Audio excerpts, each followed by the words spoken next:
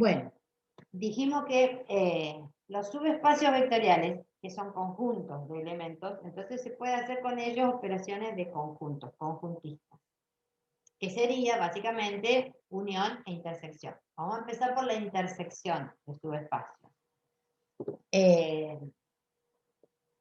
La intersección.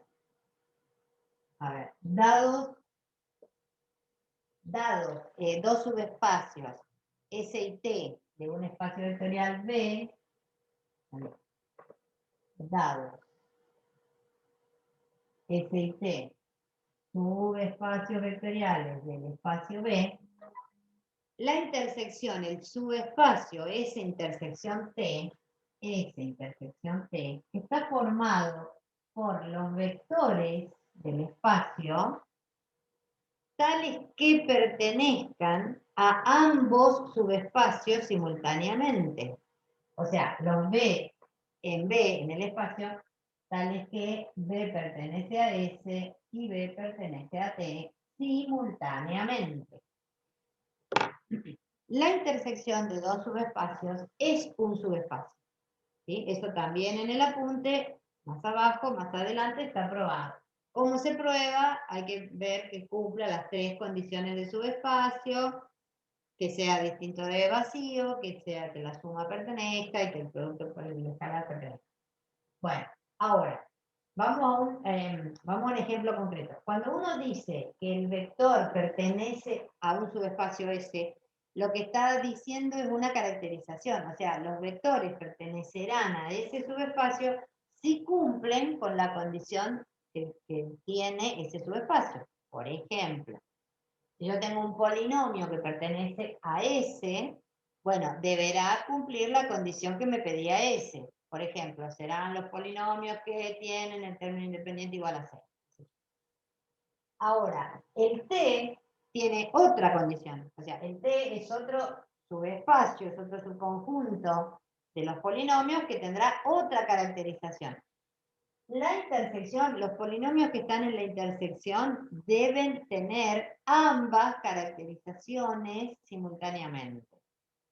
Por ejemplo, si en el S tengo los polinomios tales que el C vale 0, o sea, el término independiente vale 0, y en el T tengo a los polinomios donde A es igual a B, bueno, en la intersección voy a tener los polinomios donde se den las dos cosas, que A sea igual a B y que el término independiente sea 0.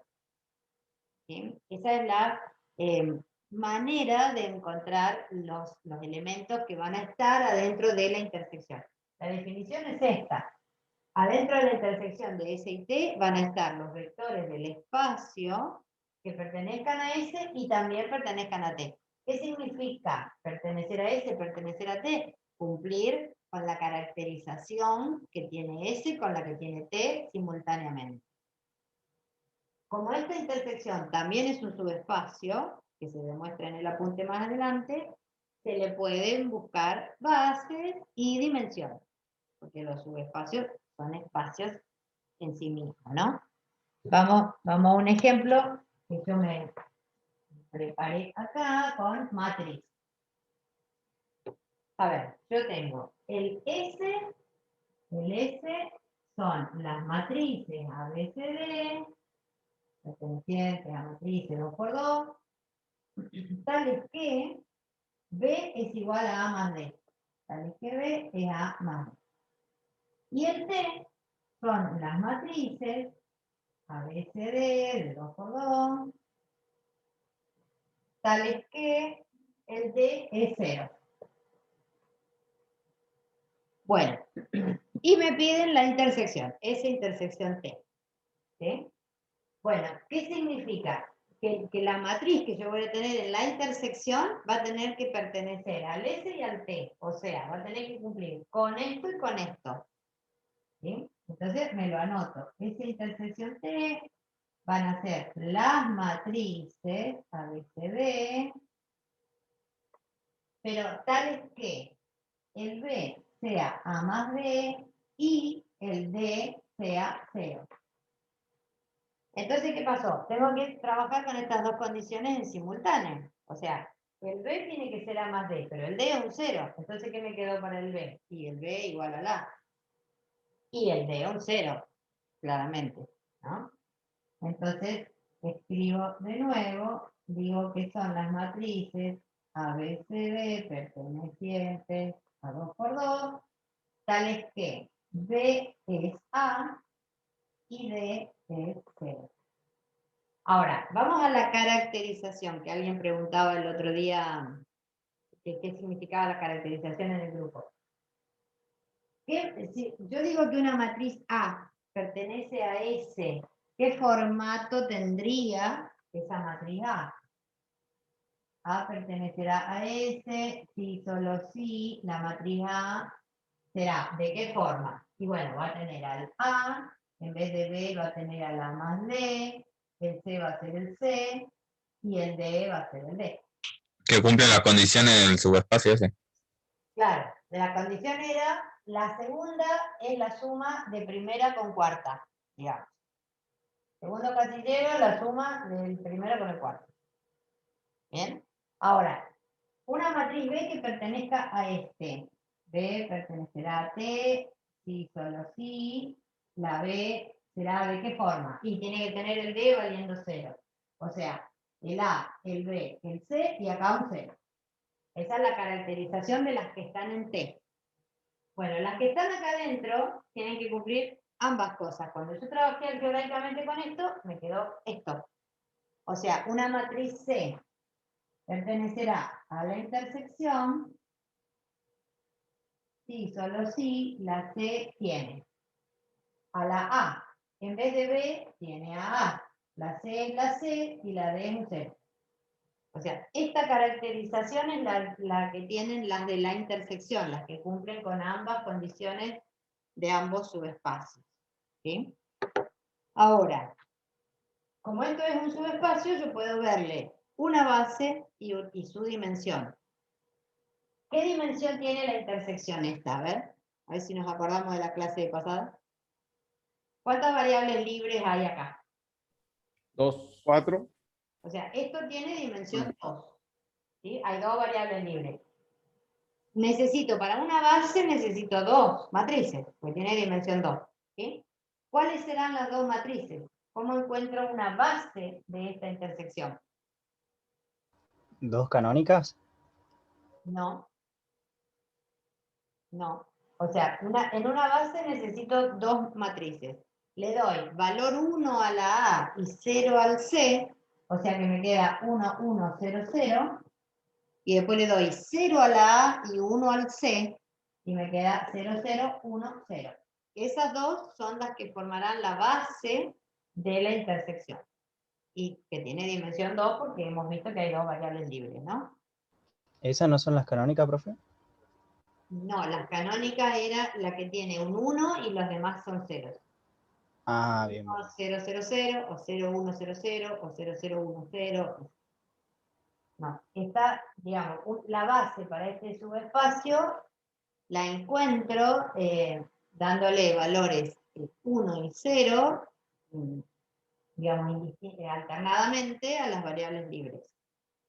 O la puedo pensar como una especie de un factor común, o sea, una matriz de este estilo, yo puedo hallarla haciendo A por la matriz 1, 1, 0, 0, más C por la matriz 0, 0, 1, 0, y estas son las dos que van a ingresar a la base de esta intersección que tiene dimensión 2. Cada uno de los subespacios también tiene su dimensión, también tiene su base, pero que como vemos salen cosas distintas, ¿no? Porque, por ejemplo, el S, tiene, ¿qué dimensión tiene el S? 3. 2. 3. Hay 3 variables libres ahí. La A, Profe, la C y la D. Entonces, la base de esto va a tener 3 matrices. Cuando le doy un 1 a la A, voy a tener la 1, 1, 0, 0.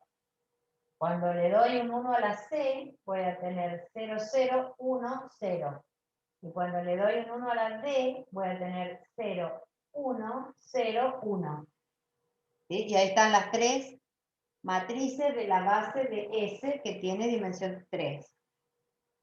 El T, ¿qué dimensión tiene el T? También 3, ¿no? 3 variables libres. Y la base, que va a necesitar 3 matrices, va a ser 1, 0, 0, 0, 0, 1, 0, 0, 0, 0, 1, 0, 3 matrices. Profe, Esta, que tiene dimensión 2, bueno, acá la tenemos la base, ¿no? consulta, la dimensión, cuando D vale 1, cuando le doy valor D a 1, ¿arriba que va a ser 2?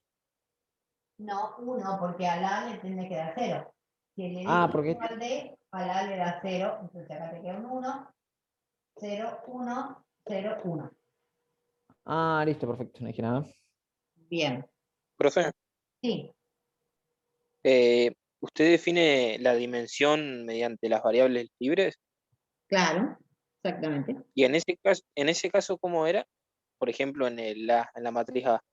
Y ahí vos tenés 3 variables libres. Vos tenés la A, la C y la D como variables libres. ¿Y por qué en la C es solamente 2 dimensiones? En la C, que está abajo del todo. Porque acá hay 2 variables libres, la A y la C. Ah, está bien, pensé que tomaba la A y la A. No, no, está bien, Bueno, ya entendí. Ahora eh, entendí. Gracias, profe. variable libre significa que es a quien vos le vas a dar un valor. Y cuando vos le des un valor a la primera A, el mismo lo repitas acá y es 0. Entonces.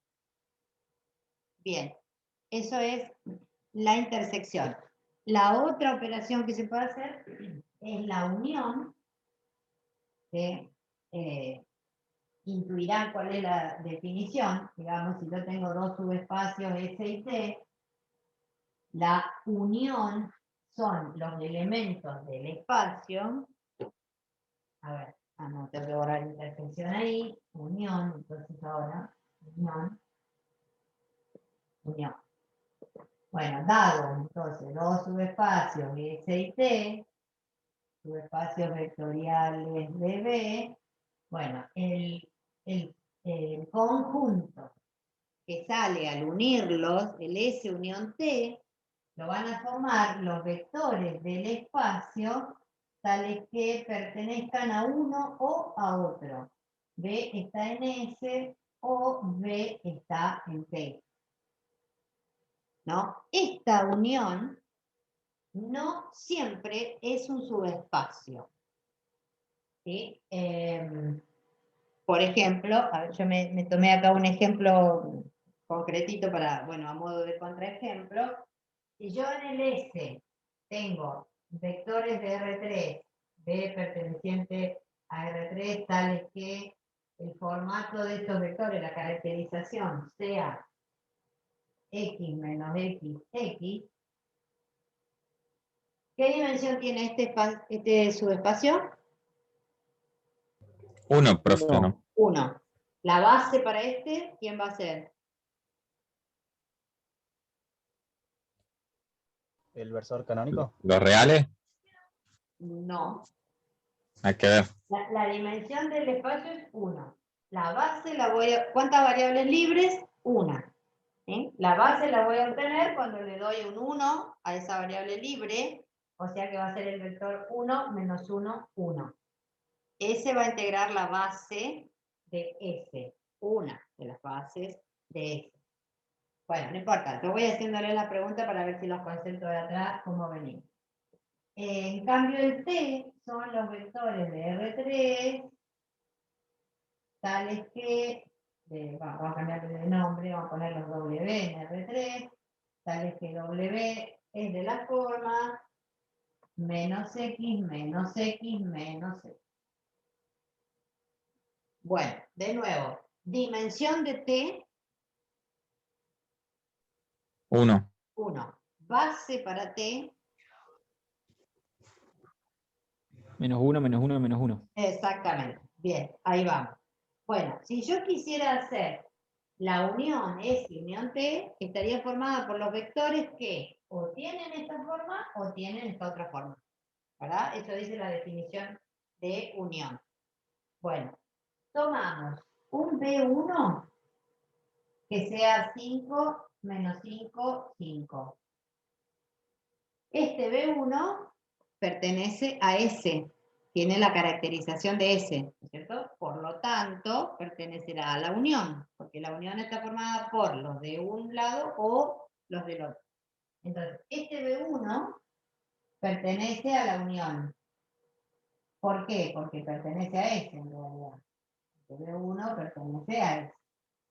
Ahora tomo un B2 que sea de la forma menos 5, menos 5, menos 5, que también va a pertenecer a la unión porque este B2 pertenece a T.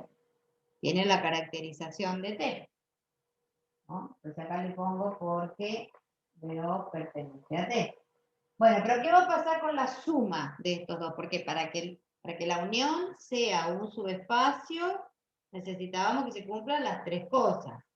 ¿No es cierto? Que la unión sea distinta de vacío. Sí, esto está claro, porque yo puedo encontrar muestras de vectores que están ahí adentro. Ahora, la suma, si yo agarro uno de la unión y uno de la unión y lo sumo, me tiene que seguir quedando, tiene que seguir perteneciendo a la unión. Yo acá tomé uno de la unión, porque en realidad agarré uno de S, o sea que está en la unión, y agarré otro de la unión, porque es de T.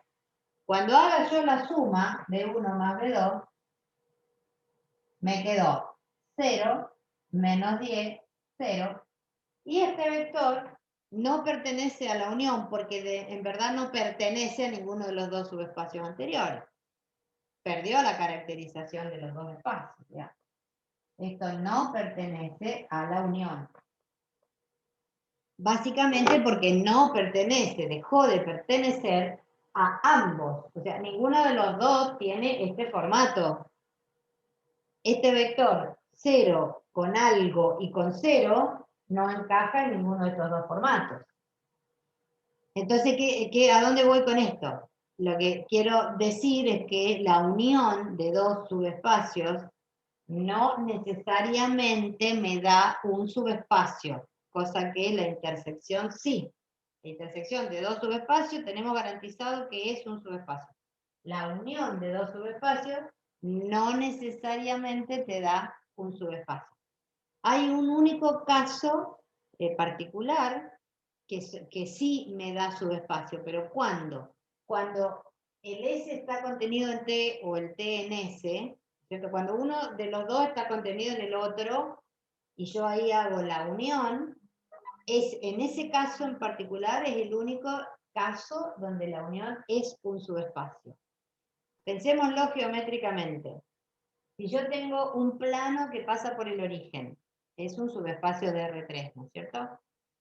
Si yo tengo una recta que pasa por el origen, pero también contenida en ese plano, ¿bien? O sea, es otro subespacio, porque es recta que pasa por el origen, pero además está contenida en el plano. Cuando yo hago la unión del plano y la recta, ¿qué me queda? El plano. El plano. Y el plano era subespacio, básicamente, de entrada, ¿no? Ahora, si yo tengo un plano que pase por el origen para que sea subespacio y una recta que pase por el origen pero que no esté contenida en el plano, y yo no tengo certeza de que cuando una esas dos cosas me quede de verdad un subespacio. De hecho, cuando yo geométricamente unir un plano con una recta que lo está intersectando así, ¿qué me queda? Lo mismo, me queda plano con recta que lo está intersectando. No obtengo otra cosa que además también sea subespacio, digamos. Cosa que con la intersección sí lo tenemos garantizado, ¿no? La intersección de dos subespacios es siempre un subespacio. Está probado en el apunte. En cambio, la unión de dos subespacios no siempre es, y la única vez que será subespacio es cuando uno de ellos esté contenido en el otro. ¿Sí? O sea que la mayoría de las veces no va a ser subespacio la unión. La mayoría de las veces no va a ser. Y acá hay un contraejemplo con vectores de R3 que demuestra que no es que, digamos, vos tomás dos vectores de la unión y los sumaste y no está perteneciendo a la unión. No se te está quedando adentro de la unión, ¿no? Bueno, hay otra operación, y ya vamos a ir terminando. La tercera operación que se puede hacer entre subespacios es la suma ¿Cómo vamos a encontrar? O sea, dado dos subespacios S y T, la suma S más T, la definición matemática es que la van a formar los elementos tales que se obtengan como suma de un elemento de S más un elemento de T. Esa es la definición matemática, ¿no es cierto? Los vectores que van a componer la suma S más T, a ver, ahora lo explico. La unión no, la suma, dados dos subespacios de S y T, acá estamos hablando de suma, ahora, dados dos subespacios de S y T, la suma S más T serán los vectores del espacio tales que ese vector se obtenga como suma de un elemento de S más un elemento de T. O sea, B es S más T con S en S y T en T.